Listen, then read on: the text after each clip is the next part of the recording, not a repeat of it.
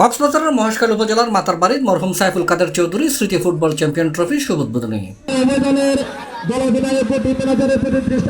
Engineer আপন চৌধুরীর পৃষ্ঠপোষকতায় সিদ্দিক আহমদ চৌধুরী সমাজ কল্যাণ ফাউন্ডেশনের আয়োজনে মাতারবাড়ি নতুন বাজার উচ্চ বিদ্যালয় মাঠে জমকালো আয়োজনে উদ্বোধনী ম্যাচ অনুষ্ঠিত।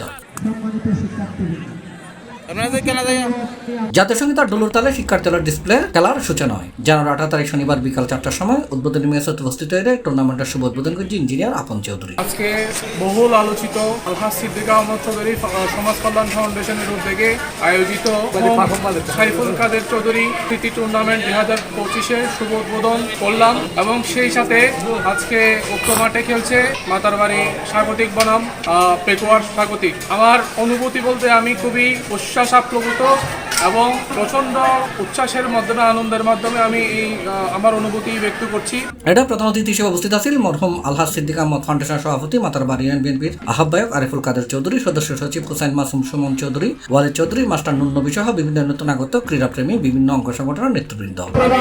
অত্যন্ত আনন্দের সাথে ঘোষণা করছি আজকে মহেশখালী মাতারবাড়ি স্টেডিয়ামে আমরা কিছুক্ষণ আগে আমাদের যে উদ্বোধনী অনুষ্ঠান মাতারবাড়ি ফুটবল একাডেমি পেকুয়া সদর ফুটবল একাডেমির সাথে আমরা জমজমাট লড়াই আমরা উপভোগ করতেছি যে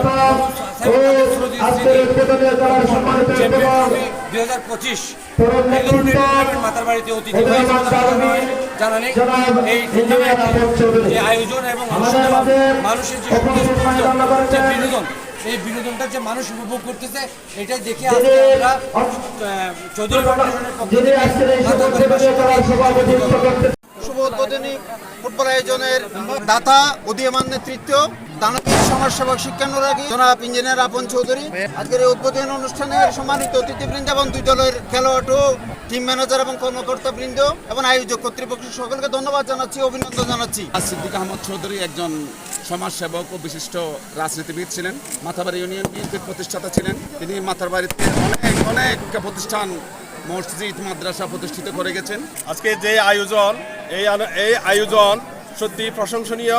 আমার ভাইপো আপন চৌধুরী তরুণ প্রজন্মকে উজ্জীবিত করার জন্য, মন মানসিকতাকে সুন্দর সবল করার জন্য আজকে যে আয়োজন করেছে এটার জন্য আমি তাকে ব্যক্তিগতভাবে ধন্যবাদ জানাচ্ছি। উদ্বোধনী খেলার ম্যাচে মাতারবাড়ি ফুটবল একাদশ বনাম পেকুয়া সদর ফুটবল একাদশ প্রতিদ্বন্দ্বিতা করে। খেলার ম্যাচে পেকুয়া সদর ফুটবল একাদশ জয়ী হয়।